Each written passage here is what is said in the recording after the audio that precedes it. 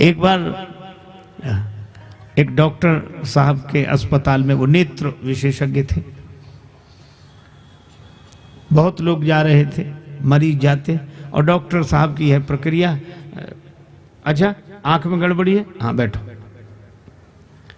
वो कुछ पढ़ने के लिए सामने रखते, फिर लेंस लगा के देखते, पढ़ो, पढ़ने में आ रहा, शीशा लगाया, दिखा, हाँ दिख तो रहा पर अब साफ नहीं, अच्छा दूसरा लगा, अब पहले से थोड़ा ठीक है लेकिन बिल्कुल, अच्छा तीसरा, हाँ आप बिल्कुल साफ साफ पढ़ने में आ रहा है, ठीक है, फीस जमा करो, चश्मा ले जाना परसों। यही प्रक्रिया होती है, ठीक है। एक आदमी बड़ी देर से देख रहा था कि तीसरा चौथा शीशा लगते लगते आदमी पढ़ने लगता है,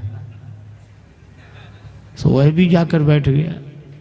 डॉक्टर साहब हमारी भी आंख देखो, अच्छा बैठो, बैठा, शीशा लगाया, पढ़ने को दिया, पढ़ने में आ रहा, बिल्कुल नहीं, दूसरा लगाया, पहले ही जैसी हालत है, तीसरा शीशा बिल्कुल वैसे ही, अब 4 5 6 7 शीशे बदल चुका। डॉक्टर बड़ा परेशान हुआ, अब पढ़ने में आया, बोल बिल्कुल नहीं आ रहा पढ़ने में। तो डॉक्टर बोला पढ़े भी हो, पढ़े भी हो? तो कहने लगा कि पढ़े ही होते तो डॉक्टर की दुकान पे ही काहे को आते? हमने तो ये सुना था कि चश्मे से पढ़ा जाता है, हमने तो ये सुना था कि चश्मे से पढ़ा जाता है। डॉक्टर ने कहा कि सुना तो ठीक है, पर चश्मा केवल माध्यम है, पर बाहर पढ़ाई दिखती वही है जो भीतर होती है। अगर भीतर ना हो तो बाहर दिख नहीं सकती। अच्छा आप ऐसे सोचो, जो भाषा हमें ना आती हो वह भाषा दीवार पर लिखी हो तो हम देख तो सकते, पढ़ नहीं सकते, क्योंकि उसका ज्ञान भीतर नहीं है। मुझे तो यही लगता है कि परमात्मा सब जगह लिखा हुआ है। सिय राम मैं सब जग जानी, जड़ चेतन जग जीव जत सकल राम मैं जान। कण कण में परमात्मा लिखा हुआ है, लेकिन परमात्मा की पढ़ाई हमारे भीतर नहीं है, इसलिए बाहर हम उसे पढ़ नहीं पाते हैं, देख नहीं पाते हैं। और जिन्होंने भीतर पढ़ लिया, शंकर जी देख सकते हैं, क्यों? श्री रघुनाथ रूप और आवा, ये शंकर जी के हृदय में निवास करने वाले हैं। जो स्वरूप बस शिव मन माही, शंकर जी के हृदय में राम जी हैं, इसलिए उन्हें बाहर राम जी का दर्शन होता है। और हनुमान जी के हृदय में राम जी, इसलिए उन्हें बाहर दिखते हैं। जासु हृदय आगार बसई राम सर चाहत। तो सुग्रीव जी कहते हैं आप जाकर देखो। धरि बटु रूप देखते जाई, धरि बटु रूप देखते जाई, धरि बटु रूप देखते जाई, धरि बटु रूप देखते जाई।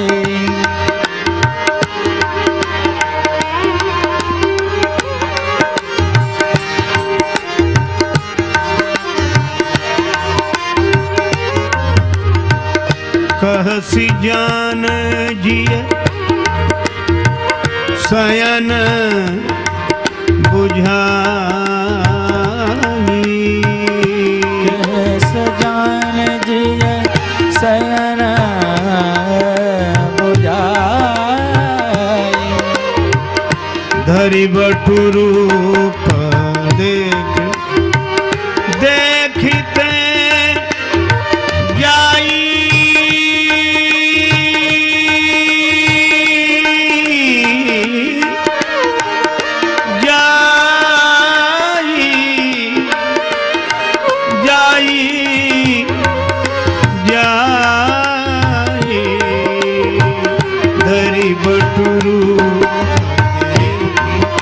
देखते जाई,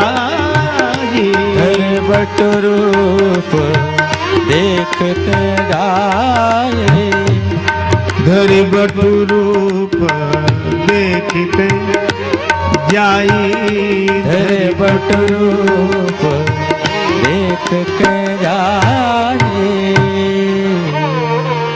अब सुग्रीव जी ने बड़ी सुंदर बात कही। सुग्रीव जी ने कहा आप बटु बनकर जाए, बटु रूप धारण करें। अर्थात ब्रह्मचारी के रूप में जाएं। और कितनी अद्भुत बात है, भगवान को देखने के लिए, ब्रह्म की अनुभूति के लिए ब्रह्मचर्य का आधार, ब्रह्म जैसी चर्या, ऐसी स्थिति हो जाए परमात्मा के भाव चिंतन की दशा में कि हम न रह जाएं, भगवान रह जाएं।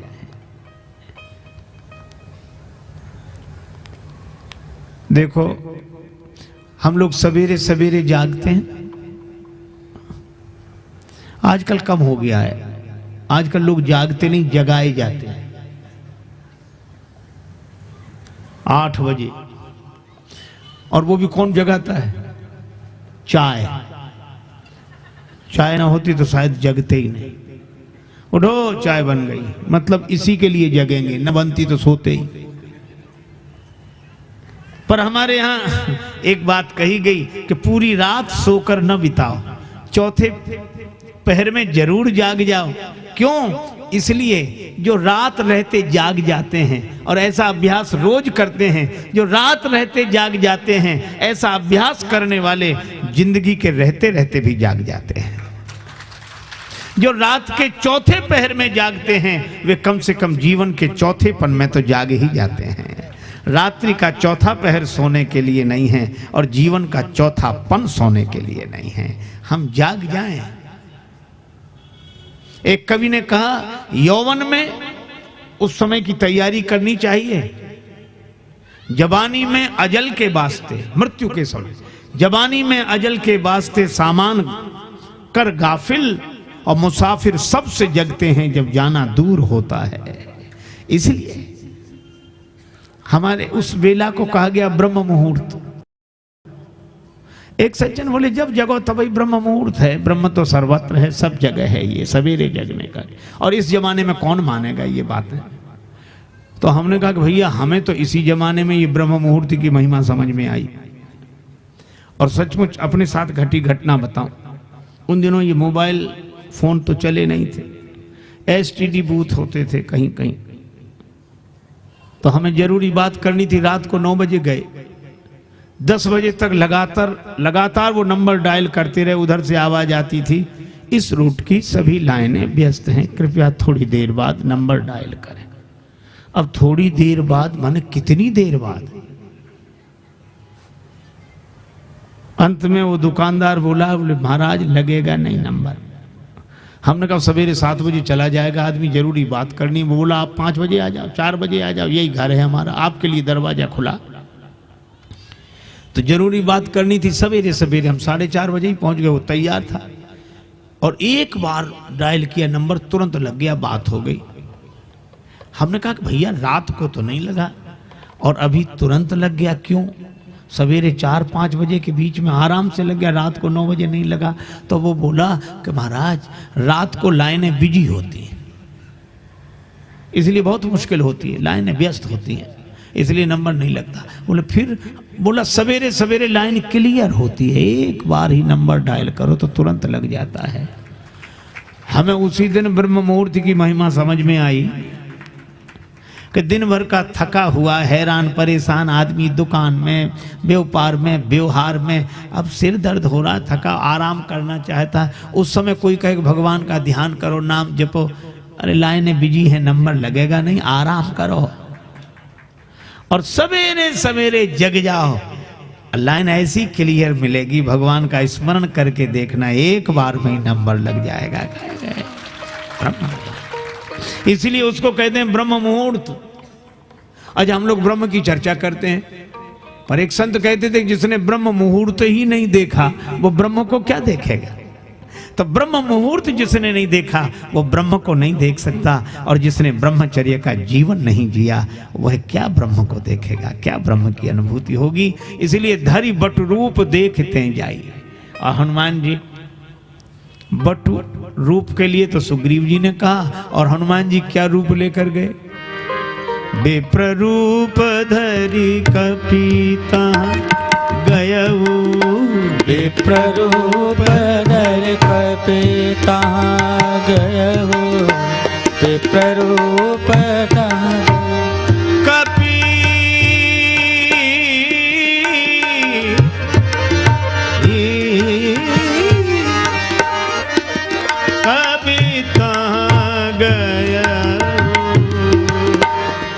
विप्र रूप धरि कपि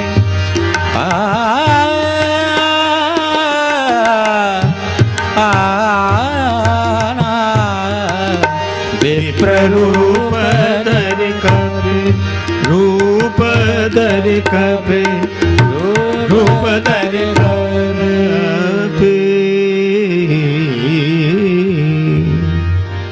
विप्र रूप धरि कपि तहाँ गए।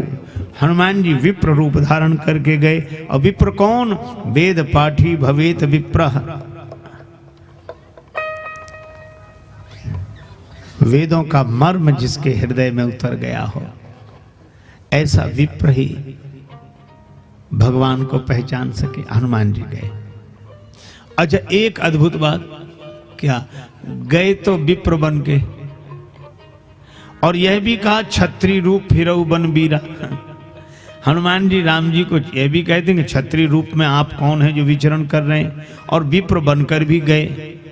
लेकिन माथ नाये पूछत अस भय, अब माथ नाये पूछत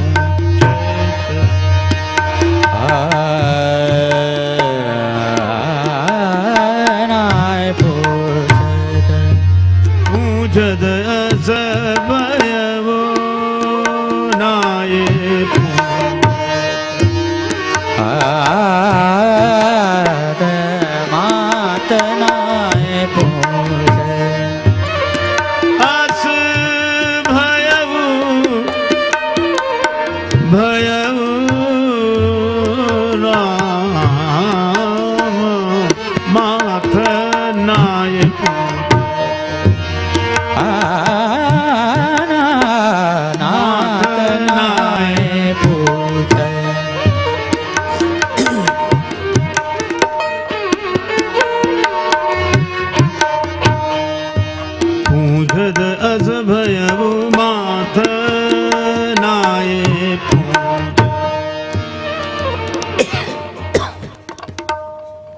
श्री हनुमान जी गए और राम जी को सिर झुकाकर पूछा, आप कौन?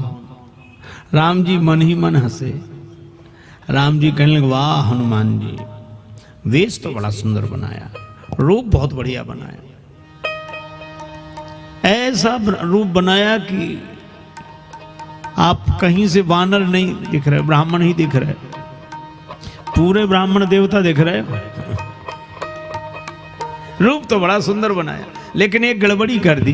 क्या? जैसा रूप बनाया वैसा व्यवहार नहीं हुआ। अरे ब्राह्मण बने हो तो ब्राह्मण बनकर रहना चाहिए, तो गड़बड़ी क्या हो गई?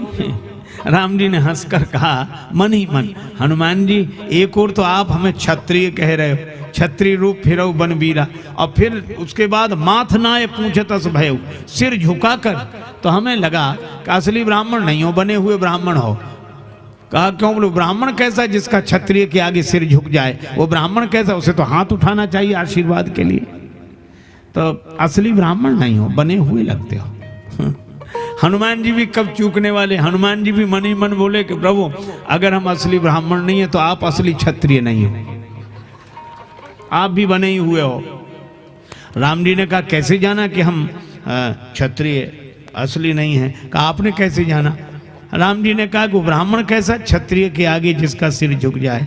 तो हनुमान जी बोले वो क्षत्रिय कैसा ब्राह्मण को देखकर जिसका सिर न झुके? तो आपका भी तो नहीं झुका, आपका भी नहीं झुका। तो जैसे हम ब्राह्मण वैसे ही आप क्षत्रिय।